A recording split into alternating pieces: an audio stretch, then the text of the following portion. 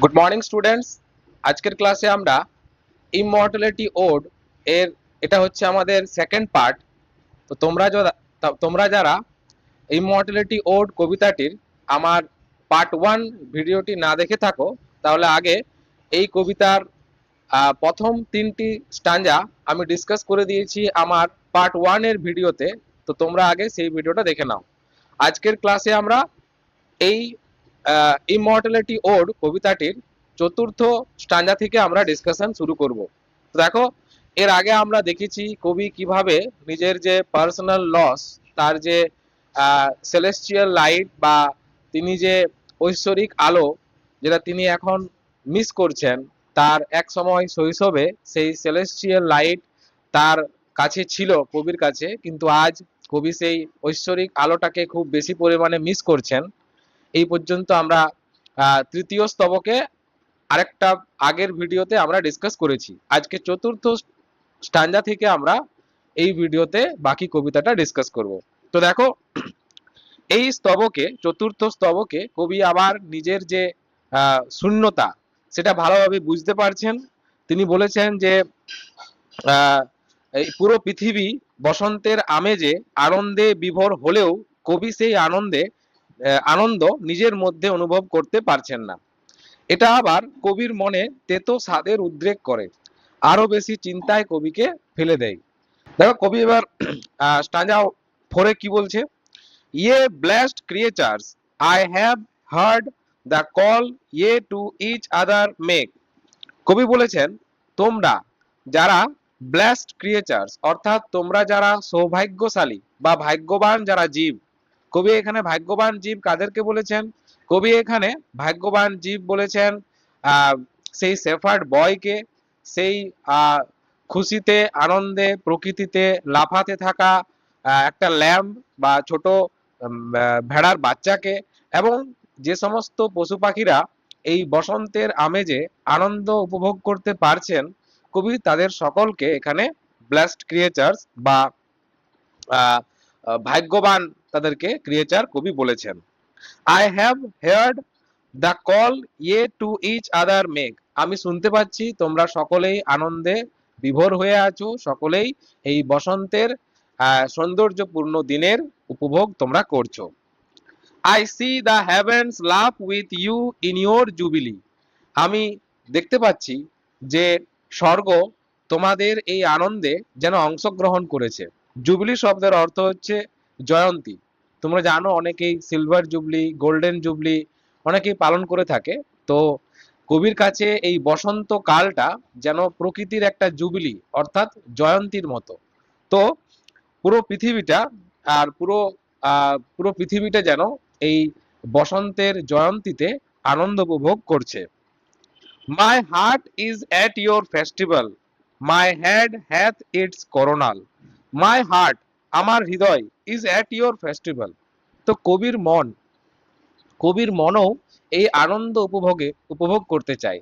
কবি যেন বসন্তের এই উৎসবে, প্রাকৃতিক সৌন্দর্যের যে উৎসব, সেই উৎসবে কবি যেন অংশগ্রহণ করতে চায়।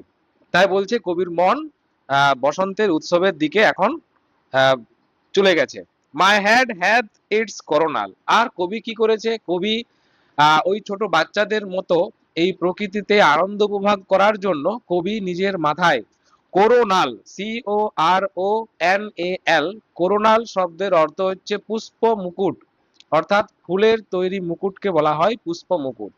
তো কবি এখানে নিজে ওই বাচ্চাদের মতো প্রকৃতির সৌন্দর্যটা উপভোগ করার জন্য তিনি যেন ওই পুষ্প মুকুট বা ফুলের তৈরি মুকুট মাথায় পরেছেন, বাচ্চাদের সঙ্গে এক হওয়ার জন্য।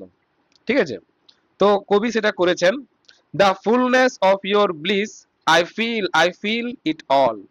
আমিও যেন এই বসন্তের চরম আনন্দের পূর্ণতা আমিও যেন অনুভব করছি, আমি এই পুরোটাই অনুভব করতে যেন পারছি। তো দেখো, এই কয়েকটা লাইনে কবি এইখানে বলতে চাইছেন যে তিনি প্রকৃতির সৌন্দর্যের সাথে অংশগ্রহণ করতে চান। বাচ্চাদের মতো তিনিও কিন্তু ওই ফুলের মুকুট মাথায় পরেছেন, তাদের মতনই একজন হওয়ার তিনি এখানে চেষ্টা করেছেন, এবং তিনি নিজেকে যেন ফোর্স করে বলছেন যে আমি যেন এই আনন্দ উপভোগ করতে পারছি। O evil day if I were sullen while earth herself is adorning this sweet May morning। তাহলে কবি কি বলছে, O evil day if I were sullen, SULLEN, এই শব্দটার অর্থ হচ্ছে গুমড়ো মুখ বা মন খারাপ করে বসে থাকা। তোমরা লিখে রাখতে পারো, SULLEN, স্যালেন শব্দের অর্থ হচ্ছে গুমড়ো মুখ বা মন খারাপ করে বসে থাকা। তাহলে কবি কি বলতে চাইছে, কবি বলতে চাইছে যে এত সুন্দর পরিবেশ, হ্যাঁ, এত সুন্দর প্রাকৃতিক সৌন্দর্যে ভরপুর এই বসন্তকাল, এই সৌন্দর্যে যদি আমি অংশগ্রহণ না করে আর আমার নিজের পার্সোনাল লস, আমার ব্যক্তিগত শূন্যতাকে নিয়ে যদি আমি মন খারাপ করে গুমড়ো মুখে হয়ে বসে থাকি, সেটা কিন্তু উচিত হবে না, সেটা কিন্তু ন্যায় হবে না। তাই কবির বিবেক কবিকে বলছে যে কবি যেন এই আনন্দের দিনে গুমড়ো মুখ হয়ে বসে না থাকে। যখন পুরা পৃথিবী আনন্দ উপভোগ করছে, পুরা পৃথিবী যখন যেন এই প্রকৃতিকে আদর করছে, এবং মে মাসের এই সকালবেলাটা যখন চমৎকার ধরনের একটা উজ্জ্বল দিনের আভাস দিচ্ছে, তখন কবির গুমড়ো মুখ হয়ে থাকাটা উচিত নয়, এটাই কবি বলছেন। তারপর দেখো, and the children are calling on every side, এবং বাচ্চারা কি করছে, CULLING, কালিং শব্দের অর্থ হচ্ছে পিকিং ফ্লাওয়ার্স, তারা কিন্তু ফুল তুলছে। বাচ্চারা কি করছে, তারা কিন্তু ফুল তুলছে। অন এভরি সাইড অর্থাৎ সব দিক থেকে, বাচ্চারা সব দিক থেকে এদিক ওদিকে চারপাশে তারা কিন্তু ফুল তুলে বেড়াচ্ছে, কারণ সুন্দর একটা প্রাকৃতিক পরিবেশ, তো ওই বাচ্চারা ফুল তুলে বেড়াচ্ছে। in a thousand valleys far and wide, এবং কবি এই দৃশ্য অনেক দূর দূর পর্যন্ত দেখতে পাচ্ছেন। কবি বলছেন তার চোখে প্রায় হাজার হাজার উপত্যকা, সুন্দর উপত্যকা যা ফুলে ভর্তি হয়ে আছে, সেই উপত্যকা তিনি নজরে পড়েছে। তা দেখো এইখানে একটা ফিগার অফ স্পিচ ইউজ করা হয়েছে, যেটাকে বলা হয় হাইপারবোল। হাইপারবোল শব্দটার অর্থ হচ্ছে এক্সাজারেশন, অর্থাৎ যখন আমরা কোনো জিনিস ভাবনা চিন্তা না করে কোনো জিনিসের বড়াই করে ফেলি, তখন তাকে বলা হয় হাইপারবোল। কবি এখানে বলেছেন যে তিনি একসাথে হাজার হাজার ওই ফুলে ভরা উপত্যকা দেখতে পাচ্ছেন, যেটা কিন্তু নর্মালি পসিবল নয়। তো এটা এক্সাজারেট করে বলেছেন কবি, তাই এটাকে বলা হয় হাইপারবোল, ফিগার অফ স্পিচ। তো কবি কি বলছেন, in a thousand valleys far and wide fresh flowers, তাজা ফুলের হাজার হাজার উপত্যকা কবির চোখে পড়েছে। while the sun shines warm, এবং এই মে মাসের উজ্জ্বল দিনে প্রকৃতি খুব সুন্দর তো দেখাচ্ছেই, সূর্য যেন তার কিরণ খুব উষ্ণভাবে দিয়েছে। and the babe leaps up on his mother's arm, আর কবি দেখতে পাচ্ছেন একটা খুব সুন্দর দৃশ্য, যেখানে একটা বাচ্চা তার মায়ের কোলে চড়ে বসেছে, খুব আদর খাচ্ছে তার মায়ের। তো এখানে কিউটনেসের ওভারডোজ আমরা দেখতে পাচ্ছি, কারণ প্রাকৃতিক পরিবেশ তো সুন্দর আছেই, তার সাথে সাথে আমরা দেখতে পাচ্ছি যে একটা অতিরিক্ত কিউট ইমেজ আমরা দেখতে পাচ্ছি, যেখানে একটা বাচ্চা তার মায়ের কোলে উঠে বসেছে। I hear with joy I hear, এই সব কিছু কবি আনন্দ উপভোগ করছেন, এই সব কিছু কবি শুনতে পাচ্ছেন, যা এই প্রকৃতিকে অত্যন্ত আনন্দময় করে তুলেছে, এই সব কিছু কবি অনুভব করছেন। কিন্তু তারপরেই দেখো হঠাৎ কবির নজরে এমন কিছু দৃশ্য পড়ে, যা কবিকে আবার একটু আহ মানে শূন্যতার প্রতি কবিকে ঠেলে দেয়, আবার যেন কবি সেই লসটা অনুভব করেন। কবি কি দেখতে পান, দেখো কবি বলছেন, but there was a tree of many one, a single field which I have looked upon, কিন্তু কবির নজরে পড়ে একটা গাছ, অনেক গাছের মধ্যে একটা একা দাঁড়িয়ে থাকা গাছ। আর কবি দেখতে পান একটা একা মাঠ, একটা ফাঁকা মাঠ, ঠিক আছে, যেটা কবির নজরে পড়ে। both of them speak of something that is gone, তাহলে সুন্দর পরিবেশ তো কবি দেখতে পাচ্ছেন, সেটা তো আমরা বুঝতেই পারছি, কিন্তু এই সুন্দর পরিবেশ প্রাকৃতিক সৌন্দর্যের মাঝে হঠাৎ করে কবির নজরে পড়ে দূরে একটা গাছের দিকে, যে গাছটা একা, আর কবির নজরে পড়ে সেই গাছটার পাশে রয়েছে একটা ফাঁকা মাঠ, যে মাঠটাও একা। তো এই দুটা জিনিস যেন কবিকে বোঝাতে চায় যে কোনো একটা জিনিস আগে ছিল, সেটা আর নেই, অর্থাৎ কবি হঠাৎ করে এই দুটো জিনিসকে দেখে আবার তার মনে শূন্যতা এবং তার মনে যে লস, ফিলিং অফ লস, সেটা আবার ঘনীভূত হয়। ঠিক আছে, সেই একা গাছকে দেখে আর ফাঁকা মাঠকে দেখে। একটা সময় হয়তো সেই গাছে খুব সুন্দর ফুল ফল ধরে থাকতো, সেই মাঠ হয়তো একটা সময়ে ফুলে বিভিন্ন সুন্দর গাছপালায় ভরে থাকতো, কিন্তু আজ সেই মাঠ ফাঁকা, আজ একটা গাছ একা দাঁড়িয়ে। তো কবি এত সুন্দর দৃশ্যের মাঝেও তাদেরকে, তাদের দিকে কবির নজর গেছে। কারণ কি? কারণ কবি নিজের ছায়াটা ওই গাছ আর ওই মাঠের মধ্যে দেখতে পাচ্ছেন।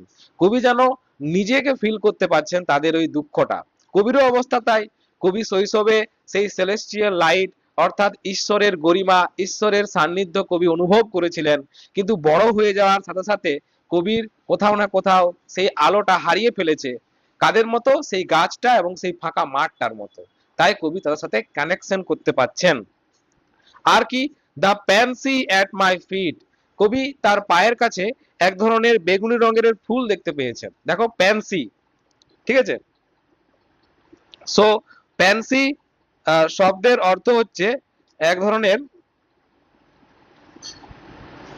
সো প্যান্সি শব্দের অর্থ হচ্ছে এক ধরনের বেগুনি কালারের ফুল। তো কবি লক্ষ্য করেছেন তার পায়ের কাছে এক ধরনের বেগুনি কালারের ফুল পড়ে রয়েছে। এটাও যেন কবিকে তার দুঃখ কষ্টের খেয়াল করিয়ে দিচ্ছে। দেখো বলছে, doth the same tale repeat, ওই বেগুনি রঙের ফুলও সেই একই গল্প বলে। কিসের গল্প? যে সামথিং ইজ মিসিং, কোনো কিছুর লস হয়েছে, যেটা কবি ভালো করে বুঝতে পারছেন। কবির যেন শৈশবের সেই ঈশ্বরের সান্নিধ্য হারিয়ে ফেলেছে আজ যৌবনে আসার পর। কোথাও না কোথাও ওই একা গাছ, ফাঁকা মাঠ আর ওই বেগুনি রঙের ফুল, তারাও যেন কোনো কিছু হারিয়ে যাওয়ার কথা কবিকে মনে করিয়ে দিচ্ছেন। তারপর, whither is whither is fled the visionary gleam, where is it now the glory and the dream. তাই কবি বলছে উইদার মানে হচ্ছে কোন জায়গায় বা টু হোয়াট প্লেস, ফ্লেড পালিয়ে গেছে, দ্য ভিশনারি গ্লিম সেই যে একটা খুব সুন্দর চমৎকার দৃশ্য যেটা কবি ছোটবেলায় দেখতেন, যে ঈশ্বরের গরিমা, সেটা যেন কোথায় আজকে হারিয়ে গেছেন। গ্লিম শব্দের অর্থ হচ্ছে সাইন, উজ্জ্বলতা। ঠিক আছে। আর কি? ওয়ার ইজ ইট নাও, এটা আজকে কোথায়? The glory and the dream, সেই গরিমা, ঈশ্বরের সান্নিধ্যের যে আলো, সেই আলো আজকে আর কোথায়? সে আলো আজকে আর নেই। সেই ছোটবেলার যে ব্যাকুলতা দৃষ্টিভঙ্গির মধ্যে, সেই ব্যাকুলতা আজকে আর নেই, কোথাও যেন হারিয়ে গেছে। তো দেখো, এই চতুর্থ স্ট্যাঞ্জা কবি শেষ করেছেন রেটোরিক্যাল কোশ্চেনের মধ্য দিয়ে। তো এবার দেখো, এবার পঞ্চম স্ট্যাঞ্জা। তো পঞ্চম স্ট্যাঞ্জা হচ্ছে পুরো কবিতাটার ফিলোসফিক্যাল কোর। আবার বলছি, পঞ্চম স্তবকটি হচ্ছে পুরো কবিতাটির ফিলোসফিক্যাল কোর। ঠিক আছে। কবি নিজের ব্যক্তিগত দুঃখ কষ্ট এবার একটু সাইডে রেখে তিনি সার্বজনীন একটা ফিলোসফি দিয়েছেন। অর্থাৎ প্রতিটা মানুষের জীবনে শৈশব থেকে যৌবন আসার পর্যায়ে যে প্রবলেমগুলা প্রতিটা মানুষ ফেস করে, সেটা নিয়ে তিনি একটু ফিলোসফিক্যাল ভিউ নিজের রেখেছেন এই পঞ্চম স্ট্যাঞ্জায়। তো এই স্ট্যাঞ্জাটা খুব ইম্পর্টেন্ট। দেখো কবি কি বলছে। কবি বলছেন, our birth is but a sleep and a forgetting. দেখো, তোমাদেরকে এই কবিতাটা শুরু হওয়ার সময়ে আমি আগের ভিডিওতেই বলে দিয়েছিলাম যে পুরো কবিতাটা প্ল্যাটোনিক আইডিয়া বা প্রি এক্সিস্টেন্সের যে থিওরি, তার উপরে বেস করে এই কবিতাটা রয়েছে। তো সেটা আমরা এই স্ট্যাঞ্জায় দেখতে পাবো। ঠিক আছে। প্রি এক্সিস্টেন্সের থিওরি আমরা এই স্ট্যাঞ্জায় দেখতে পাবো। তো কবি কি বলছেন? Our birth is but a sleep and a forgetting, আমাদের জন্ম, আমাদের জন্ম বলতে নতুন কিছুর শুরু হওয়া নয়। আমাদের জন্ম, আমরা জেনারেলি জন্ম বলতে আমরা কি বুঝি? যে নতুন জীবন একটা সূত্রপাত হয় জন্মের মাধ্যমে। কবি বলছেন না, নতুন জীবন সূত্রপাত হয় না। আসলে আমরা হারিয়ে যাওয়ার দিকে বা ভুলে যাওয়ার দিকে এগিয়ে যাই। আমাদের যখন জন্ম হয় তখন থেকে আমরা ভুলে যাওয়ার দিকে এগিয়ে যাই, আমরা যেন ভুলে যাওয়ার ঘুমে ঢলে পড়ি। তো দেখো, এই লাইনটা আপাতত দৃষ্টিতে অনেকটা সেলফ কন্ট্রাডিক্টিং, অর্থাৎ এটা সামঞ্জস্যপূর্ণ বাক্য নয়। তো এই ধরনের বাক্যকে ফিগার অফ স্পিচের ভাষায় বলা হয় প্যারাডক্স। তোমরা জানো, এই কবিতার শুরুতে এপিগ্রাফে একটা প্যারাডক্স কবি ইউজ করেছিলেন।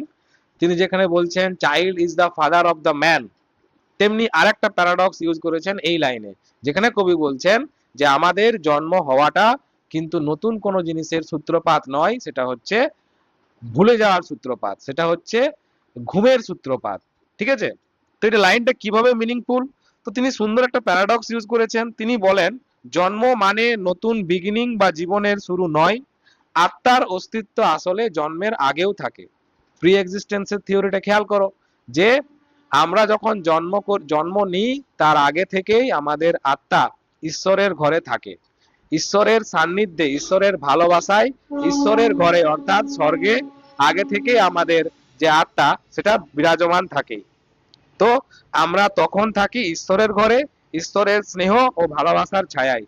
কিন্তু যেই আমরা জন্ম নিই বা আমাদের জন্ম হয়, আমরা ভুলে যাই যে আমরা কোথা থেকে এসেছি। শৈশবে যদিও ঈশ্বরের আবছা ছায়া আমাদের উপরে থাকে, কিন্তু যতই আমরা বড় হই সেই সব কিছু ভুলে যায়। তাই কবি বলছেন জন্ম হচ্ছে এক ধরনের ঘুমের শুরু, যেখানে আমরা আমাদের আসল ঘর, সেই ঐশ্বরিক আশ্রয়স্থলকে ভুলে যাই। Next, the soul that rises with us our life star. যে আত্মা আমাদের সাথে জন্মের পর থাকে, সেই আত্মা অ্যাকচুয়ালি আগের থেকেই বিরাজমান। কোথায় থাকে সেটা? সেটা জন্মের আগে আত্মা থাকে কোথায়? ঈশ্বরের ঘরে অর্থাৎ স্বর্গে। আত্মা হচ্ছে immortal, our soul is immortal. দেখো কবিতাটার নাম এই জন্য immortality, because our soul is immortal. তাই কবি কি বলছেন, যে আত্মাকে এক তারার সাথে তিনি তুলনা করেছেন। দেখো বলছে আওয়ার লাইফ স্টার, জীবনের তারা হচ্ছে আমাদের আত্মা। তো আত্মাকে এক তারার সাথে কবি তুলনা করেছেন, যা থাকে একটু দূরে অথচ হয় ঐশ্বরিক এবং চমৎকার, যা আমাদের যাত্রায়, আমাদের জীবনের যাত্রায় আমাদেরকে গাইড করে থাকে। তারপর দেখো next line, hath had elsewhere its setting। তাহলে এই যে আত্মা যেটা ইমমর্টাল, তার সূত্রপাত কিন্তু এই পৃথিবীতে নয়, জন্ম নেওয়ার পর তার সূত্রপাত নয়, তার সেটিং বা তার উৎপত্তি আগেই হয়ে গেছে ঈশ্বরের ঘরে।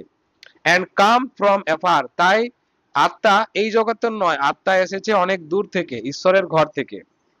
ঠিক আছে? and in entire forgetfulness and in our utter nakedness।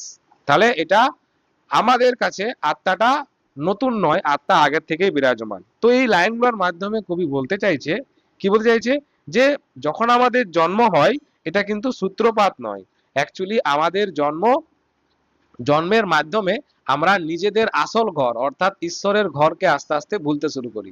জন্মের আগে আমাদের আত্মা থাকতো ঈশ্বরের ঘরে, স্বর্গে থাকতো। যেই জন্ম হয়ে যায় তাই আমরা এই জগতের হয়ে যাই। আগে আমরা ছিলাম ঈশ্বরের জগতের অর্থাৎ স্বর্গের অধিবাসী, জন্মের পর আমরা এই জগতে পার্থিব জগতের অধিবাসী হয়ে যাই। আর আসলে জন্মের পর আমরা কি করি, সেই ঈশ্বরের জগৎকে আস্তে আস্তে ভুলতে আরম্ভ করি। তাই কবি বলছেন জন্ম হওয়া মানেই আমাদের ঘুমানোর পর্যায় শুরু হয়, আমরা আস্তে আস্তে ঈশ্বরের সেই ঘর, স্বর্গের সান্নিধ্য, ঈশ্বরের সান্নিধ্য সবকিছু আমরা ভুলে যাই। আর কি বলছে কবি, but trailing clouds of glory do we come. কিন্তু আমরা যতই পৃথিবীতে জন্ম নেওয়ার পর সেই ঈশ্বরের সান্নিধ্য এবং স্বর্গ এবং ঈশ্বরের অবস্থান সবকিছু ভুলে যাই না কেন, কিছু কিছু স্মৃতি, ঈশ্বরের ঘরের কিছু কিছু স্মৃতি আমাদের সাথে থাকে। তাই কবি বলছেন বাট ট্রেলিং, ট্রেলিং শব্দের অর্থ হচ্ছে এখানে ক্যারি করা। ঠিক আছে? ট্রেলিং শব্দের অর্থ এখানে ক্যারি করা। কি করি, কি ক্যারি করা হয়? ক্লাউডস অফ গ্লোরি, অর্থাৎ ঈশ্বরের গরিমার যে স্মৃতি, ঈশ্বরের বাড়িতে যখন আমরা ছিলাম জন্মের আগে, সেই তখনকার গরিমা আমরা কিছুটা হলেও এই জগতে নিয়ে আসি। From god who is our home, কোথা থেকে নিয়ে আসি? স্বর্গ থেকে নিয়ে আসি, যেটা হচ্ছে আমাদের আসল বাড়ি। Heaven lies about us in our infancy. তাহলে যখন আমরা শৈশবে থাকি, ইনফ্যান্সি শব্দের অর্থ হচ্ছে শৈশব, এই INFANT, ইনফ্যান্ট, ইনফ্যান্ট মানে শিশু, তা থেকে শব্দটা হয়েছে ইনফ্যান্সি। তাহলে যখন আমরা শৈশবে থাকি তখন এই পুরো পৃথিবীটাই আমাদের কাছে স্বর্গের মতো। যখন আমাদের জন্ম হয়, আমরা ঈশ্বরের ঘর থেকে যখন এই পৃথিবীর ঘরে চলে আসি, তখন প্রথম প্রথম এই পৃথিবীটা আমাদের কাছে স্বর্গের মতোই মনে হয়। তাই বলছে heaven lies about us in our infancy. আর কি, shades of prison house begin to close upon the growing boy. খুব সুন্দর একটা মেটাফর কবি ইউজ করেছেন। কবি বলছেন সেট, সেট মানে হচ্ছে শ্যাডো বা ছায়া, প্রিজন হাউস অর্থাৎ কয়েদখানা, প্রিজন হাউস মানে হচ্ছে জেল। তাহলে জেলটা কোন জায়গাকে বলা হয়েছে জেল? জেলটা হচ্ছে এই পার্থিব জগৎ, ঠিক আছে? এই পার্থিব জগৎকে কবি জেল বলেছেন। কেন? কারণ যখন আমাদের জন্ম হয় তখন আমরা আস্তে আস্তে ঈশ্বরের সান্নিধ্য, আমরা কোথা থেকে এসেছি, স্বর্গ থেকে এসেছি, সেই সব জিনিস ভুলে যায়। আর এই পৃথিবীতে রীতিনীতি, নিয়ম কানুন, দায়িত্ব, চাহিদা, সেই সব কিছু মেটাতে মেটাতে আমরা আর ঈশ্বরের দিকে মনোনিবেশ করতে পারি না। আস্তে আস্তে এই পৃথিবীর মায়া মমতার বা মোহমায়ার যে কারাগার, সেই কারাগারে আমরা আবদ্ধ হয়ে যাই। কি বললাম আমি? আমরা এই পৃথিবীর মোহমায়ার যে জগতের কারাগার, সেই কারাগারে আমরা আবদ্ধ হয়ে যাই। তাই এই পৃথিবীর মোহমায়ার জগৎকে কবি কারাগারের সাথে তুলনা করেছেন, এবং সেই কারাগার আস্তে আস্তে কি হয়, আমাদেরকে আবদ্ধ করে দেয়। যত আমরা আস্তে আস্তে ছোট থেকে বড় হয়, তত আমাদের দায় দায়িত্ব বাড়ে, তত আমরা সমাজে রীতিনীতি মানতে শুরু করি, এবং ততই আমরা কারাবদ্ধ হতে শুরু হয়। ঠিক আছে? তাই বলছে যে shades of the prison house begin to close upon the growing boy. তাহলে যখন একটা বাচ্চা শৈশবে ছোট বাচ্চা থাকে, ঠিক আছে, তখন তার একটু হলেও ঈশ্বরের সান্নিধ্য তার মধ্যে থাকে। দেখবে আমরাও বলি যে ঈশ্বরের মধ্যেই, সরি, আমরাও বলি যে বাচ্চাদের মধ্যেই ঈশ্বরের অবস্থান, ঠিক আছে? কিন্তু যেই সেই বাচ্চাটা আস্তে আস্তে গ্রোয়িং বয় অর্থাৎ একটা আহ, বড় হতে শুরু করে, তখন তার বিভিন্ন রেসপন্সিবিলিটি শুরু হয়ে যায়। তাকে স্কুলে যেতে হয়, তাকে মা বাবার কথা শুনতে হয়, তাকে সমাজের বিভিন্ন রীতিনীতি মানতে হয়। তো এই সবগুলা করতে করতে সে আস্তে আস্তে এই মোহমায়ার জগতের কারাগারে আবদ্ধ হতে তার শুরু হয়ে যায় যত সে বড় হয়। Next, but he beholds the light and whence it flows he sees it in his joy. কিন্তু সেই ঈশ্বরের আলো, ঈশ্বরের আভা, ঈশ্বরের দীপ্তি সে কিন্তু পুরাপুরি আহ, আহ, হারিয়ে ফেলে না। কেন? কারণ সে ছোট্ট থাকে তবুও। যখন একটা বাচ্চা আস্তে আস্তে বড় হয়, 6 বছর, 7 বছর, 8 বছর, তখনও সে কিন্তু ঈশ্বরের আলোটা পুরাপুরি হারিয়ে ফেলে না। তখনও বিভিন্ন আনন্দ উপভোগের মধ্য দিয়ে সে ঈশ্বরের সান্নিধ্য অনুভব করে। The youth who daily further from the east.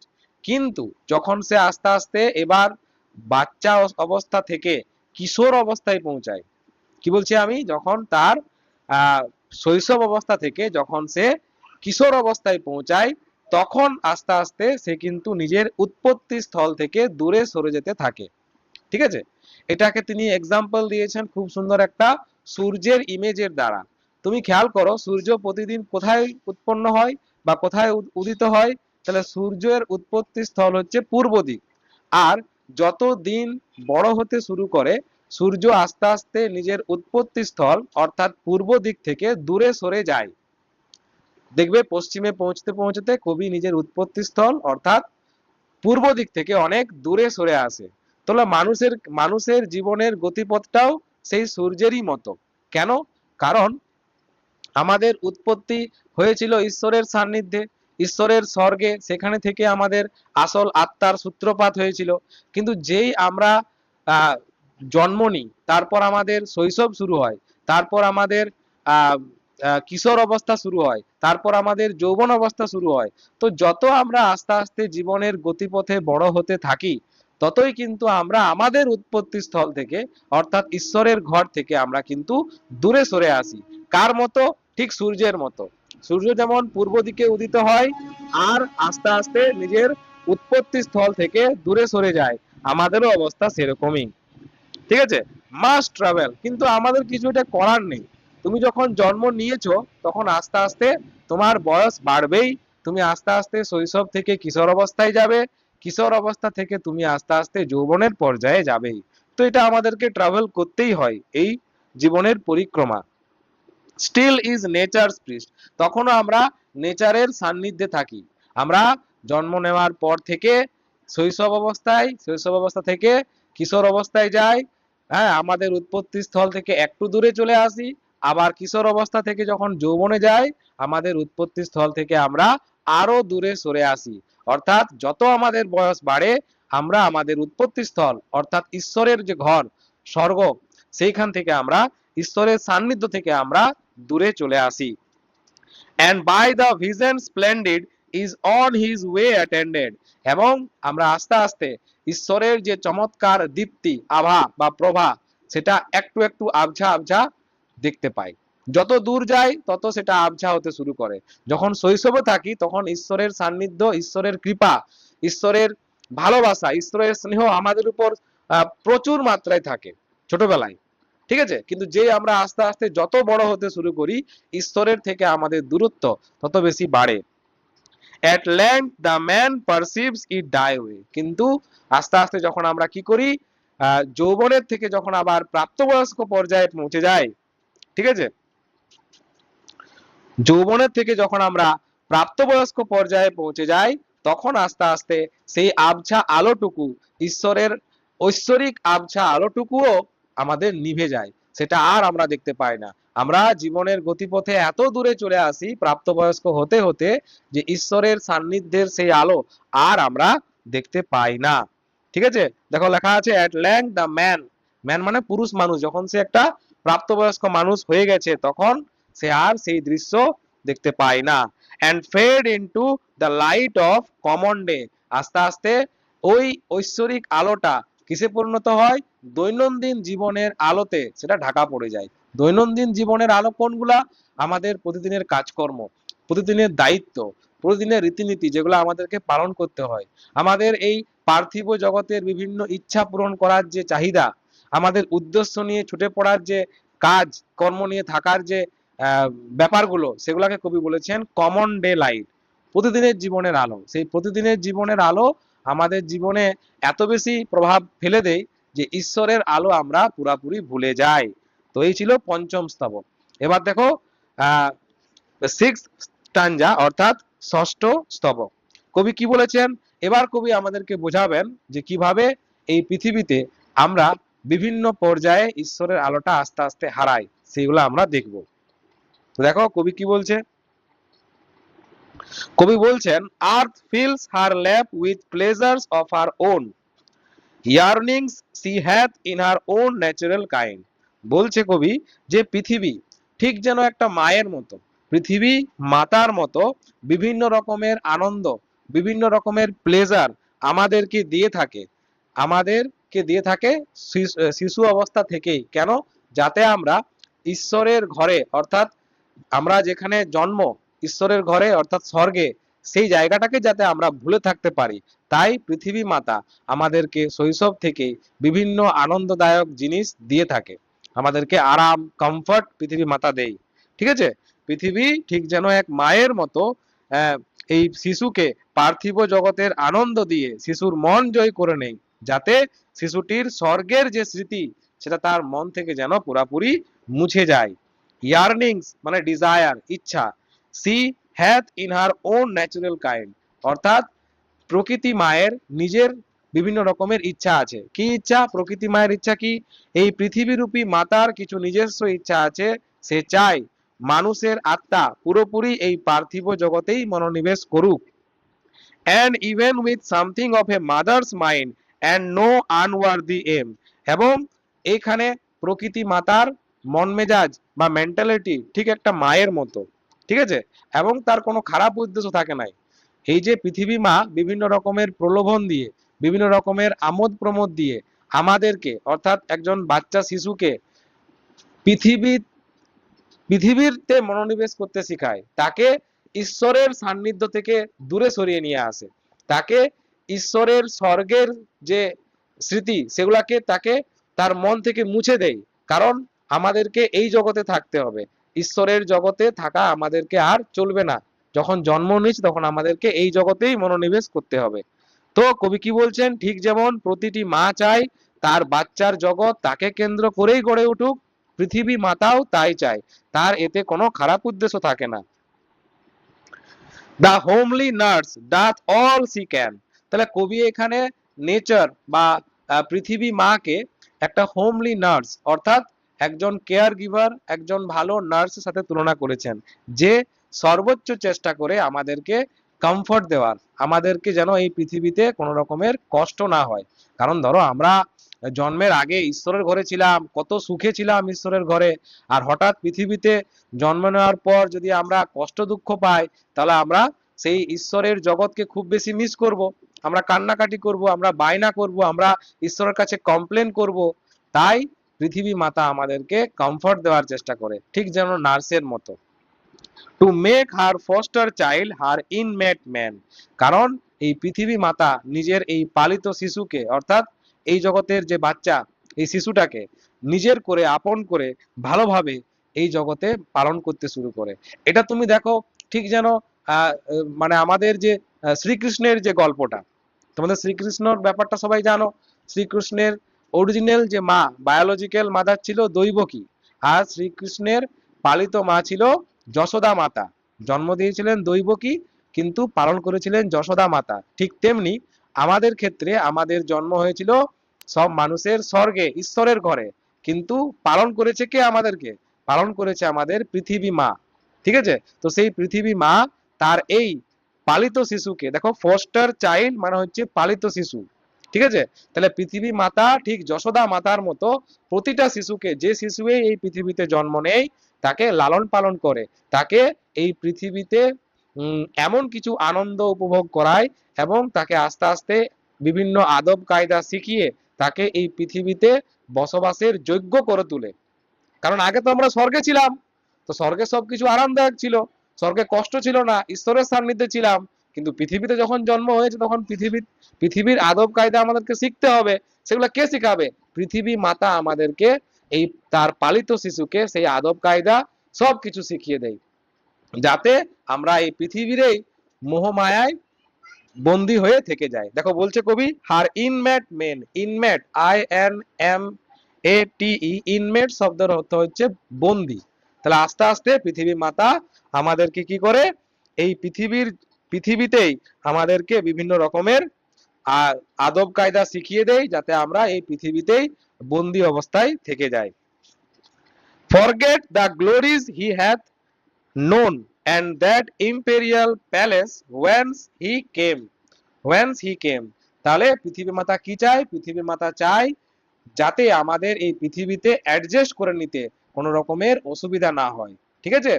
কারণ আমরা ঈশ্বরের ঘর স্বর্গ থেকে এসেছি, আর পৃথিবী মাতা আমাদেরকে ভালোভাবে যদি না শিক্ষা দেয়, টিচারের মতো যদি আমাদেরকে সবকিছু না শিখিয়ে দেয় এই পৃথিবীর রীতিনীতিগুলো, তাহলে এই পৃথিবীতে আমাদের বেঁচে থাকাটা খুব কষ্টের হবে, খুব অস্তিত্বের জন্য লড়াই করতে হবে আমাদেরকে। তাই পৃথিবী মাতা আমাদেরকে সবকিছু শিখিয়ে দেয়, এবং পৃথিবী মাতা আমাদেরকে কি চাই? যেন আমরা ঈশ্বরের ঘরের সব গ্লোরি আস্তে আস্তে ভুলে যাই। ঠিক আছে? ঈশ্বরের সাথে কানেকশনটা আস্তে আস্তে আমাদের যেন এবার ছেড়ে যায়। And the imperial palace, imperial মানে হচ্ছে বিশাল বড় আকারের, প্যালেস শব্দের অর্থ হচ্ছে প্রাসাদ। ওয়েন্স হি কাম, একদা একটা শিশু যেখান থেকে এসেছে, অর্থাৎ ঈশ্বরের বড় প্রাসাদ থেকে, স্বর্গ থেকে, সেই প্রাসাদটাও যেন এই পৃথিবীতে এসে সে ভুলে যায়। ঠিক আছে? কারণ যদি একটা মানুষ, তুমি মনে মনে ভাবো, কোনো একটা মানুষ যদি ঈশ্বরের সান্নিধ্য খেয়াল রেখে থাকে, ঠিক আছে, কোনো মানুষ যদি মনে করো স্বর্গে থাকার সেই স্মৃতিগুলা এই জগতেও নিয়ে থাকে, তাহলে সে কি করবে? সে তো খুব অহংকারী হয়ে যাবে, তার গর্বে বুক ফুলে যাবে যে আমি ঈশ্বরের সন্তান, স্বর্গে ছিলাম, আর এখানে পৃথিবীতে এসেছি। তো এই জগতে যাতে আমাদের মধ্যে হাম্বলনেস থাকে, এই জগতে যেন আমরা ফিট ভাবে জীবনযাপন করতে পারি, এই জগতের নিয়ম কানুন যাতে আমরা সবকিছু মেনে নিয়ে এই জগতের পার্থিব জগতের মানুষ হয়ে থাকি, সেটা কিন্তু পৃথিবী মা ভালো করে জানে কি করে করতে হয়। তাই সে আমাদেরকে আস্তে আস্তে ঈশ্বরের সেই গ্লোরি ভুলিয়ে দেয়, এবং আমরা কোথা থেকে এসেছি, ঈশ্বরের ঘর থেকে এসেছি, সেটাও আস্তে আস্তে আমাদেরকে ভুলিয়ে যেতে সাহায্য করে এই প্রকৃতি মা। তাহলে বুঝতে পারলে? তাহলে প্রতিদিনের কাজকর্ম, বিভিন্ন কর্তব্য, অভ্যাস, এই সমস্ত প্রয়োজনীয়তা ইত্যাদির মাধ্যমে সেই পৃথিবী মাতা আমাদেরকে ঈশ্বরের গরিমা ভুলিয়ে দেয় সেই ইম্পেরিয়াল প্যালেস, অর্থাৎ স্বর্গের প্রাসাদ, যেখানে একসময় আমরা ছিলাম। বুঝতে পারলে?